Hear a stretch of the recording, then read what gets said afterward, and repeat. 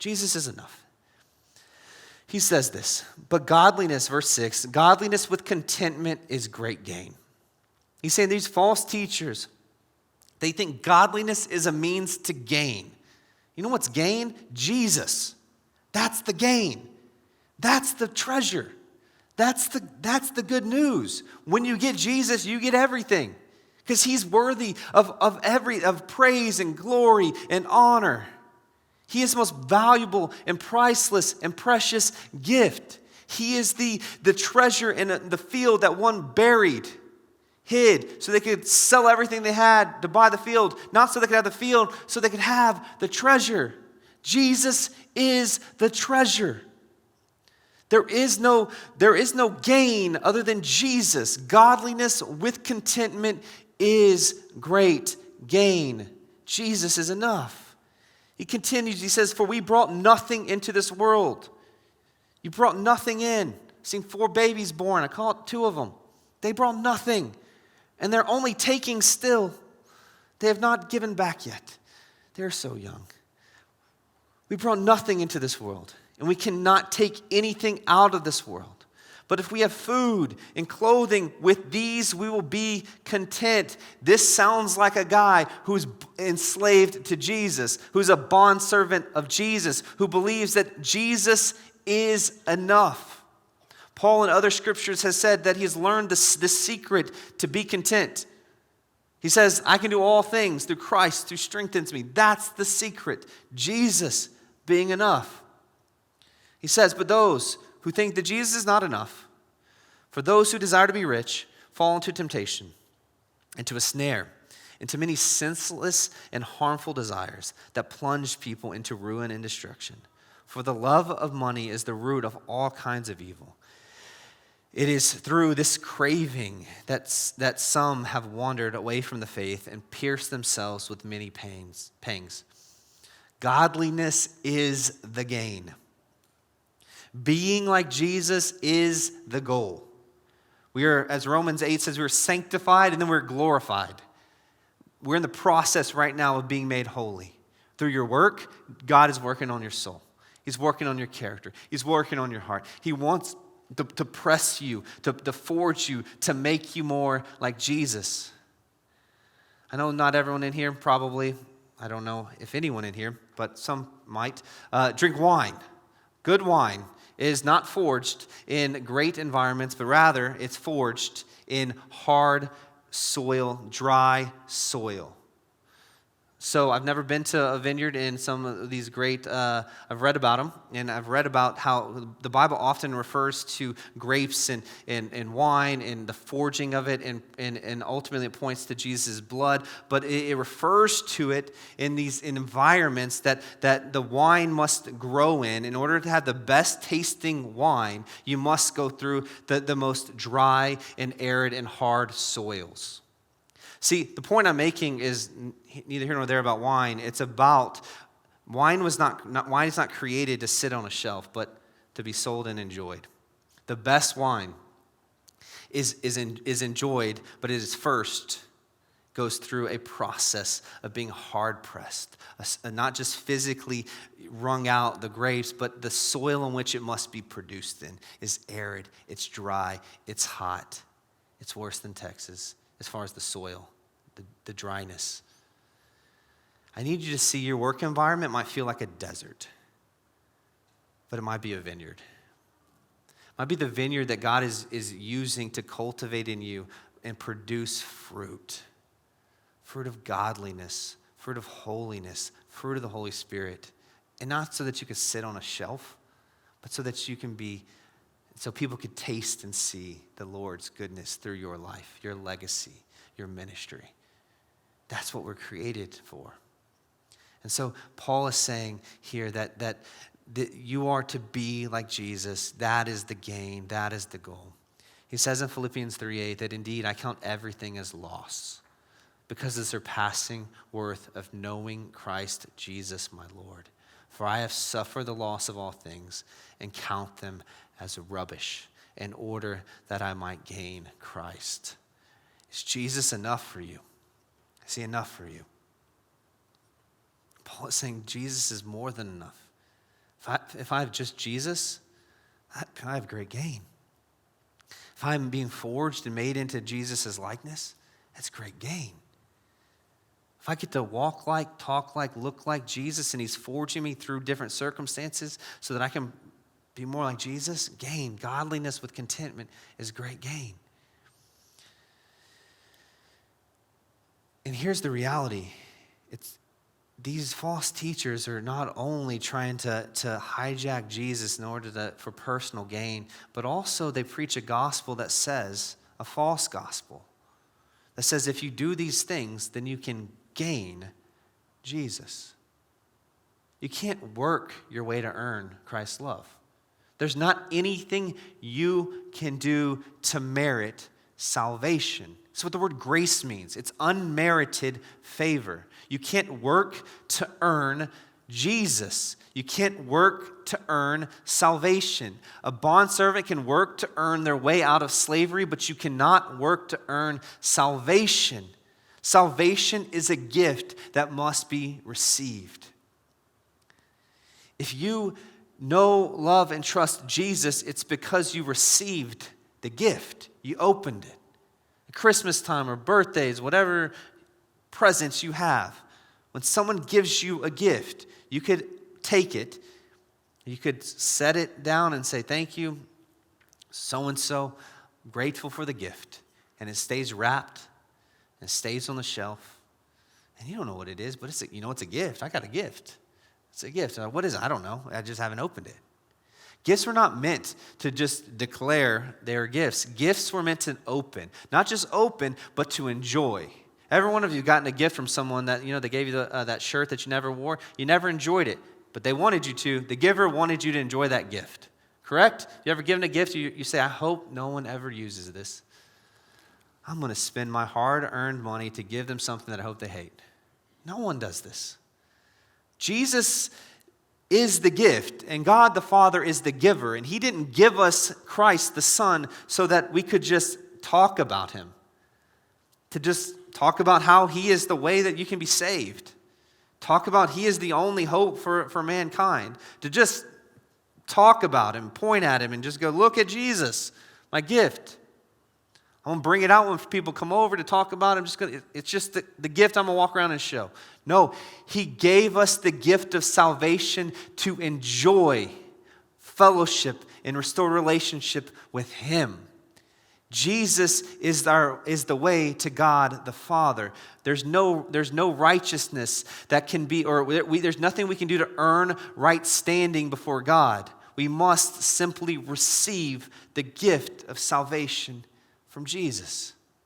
Well, how did he earn that gift for you? Because see, you can't earn salvation, but Jesus did. You are not saved by your works, you are saved by Christ's work. Christ's work. Jesus Christ lived, he left heaven, came to earth, put on skin and bones like we all have, lived a life in our place, literally suffered under the rule and reign of the Romans. He was not just disrespected by the Romans, spit on, mocked, brutally beaten, falsely accused, lied about, but his friends sold him out. His other friends ran for the hills. They didn't want to be associated with him. They all canceled him. They blocked him on their social media outlets. They didn't want to be associated with Jesus. He was left alone, abandoned. Why? Because of you, because of me, because of his great love in which he has for us, that the Father gave his only Son. Jesus was executed and brutally beaten and murdered on behalf of sinners. Jesus took your sin, your past sin, your present sin, your future sin, and put it on himself and said, I will take the punishment. I will take the punishment for you. And through faith, I will give you my righteousness. Jesus takes your imperfection, you get his perfection. And you want to say that Jesus is not enough. That there's something else to gain. Imagine looking Jesus in the eye and saying that I was a Christian only because it was cool. And then touching the holes in his hands and the hole in his side. Jesus is the end all, the be all. There is no gain outside of Jesus, and that gift must be received. Though we are spiritually poor, he makes us spiritually rich. Paul's like, that's the best thing ever. And he says, those who desire to be rich fall into temptation. Now, he's not saying, some of you say, well, is it wrong to be rich? No, absolutely not. That's not what he's saying. He's saying that when your master is money, Jesus is no longer your God and King. He says that you will not, the rich fall into temptation, and they fall into senseless harm and desires and plunge them into ruin and destruction. And for the root the love of money is the root of all kinds of evil. It leads them into pangs and wanderings from the faith. So some of you say, well, how can I be a Christian and be wealthy? Yes. Well, how? You love Jesus over everything. That's how.